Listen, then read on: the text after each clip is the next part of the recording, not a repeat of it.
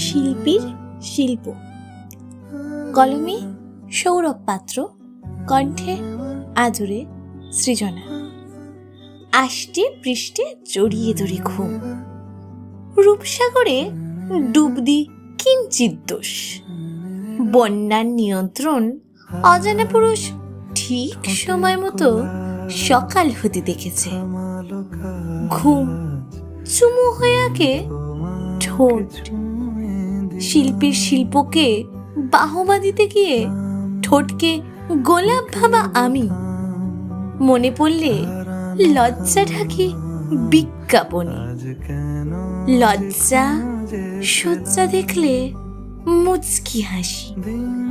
ধরে রাখে তুলতুলে নরম বালিশে, বালিশের নামে একটু আদর পুষেছি।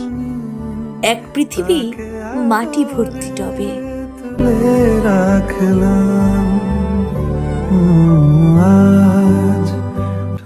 আচ্ছা, আপনি কি কবিতা বা গল্প শুনতে ভালোবাসেন?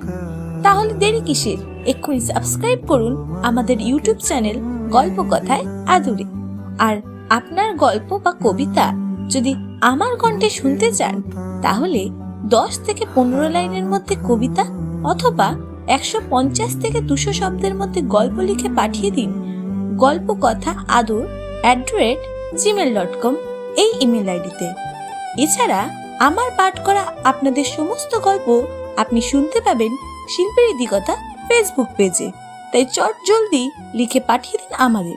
সমস্ত লিংক দেওয়া থাকবে ডেসক্রিপশন বক্সে, যেখান দিয়ে আমাদের খুঁজে পাওয়া খুবই সহজ।